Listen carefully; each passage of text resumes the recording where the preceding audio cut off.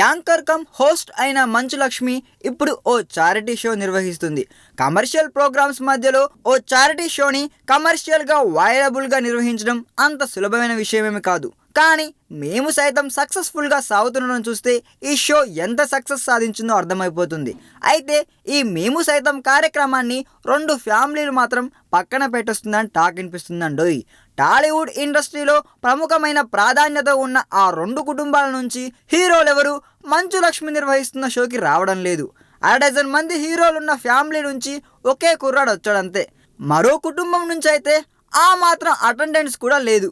నిజానికి మేము సైతం కార్యక్రమంలో భాగం కావాలని మంచు లక్ష్మి స్వయంగానే ఇన్వైట్ చేసిందంట.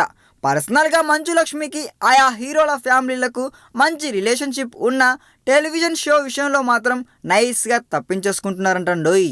మరి ఆ 2 కుటుంబాల నుంచి ఎవరైనా పెద్ద హీరోలు అటెండ్ అయితే ఈ రూమర్స్ తొలగిపోతాయి. కానీ ఇదేమీ అంత తేలికైన విషయంగా అనిపించడం లేదు. నిజానికి ఇలాంటి ప్రోగ్రామ్స్ చేసినప్పుడు ఈ గోల్ను పక్కన పెట్టేసి అందరం మేము సైతం అంటేనే బాగుంటుంది కదండి. ఈ వీడియో మీకు నచ్చినట్లయితే సబ్స్క్రైబ్ చేయండి. ఫిలిమి స్టార్స్ బోలెడంత న్యూస్ బోల్డ్గా.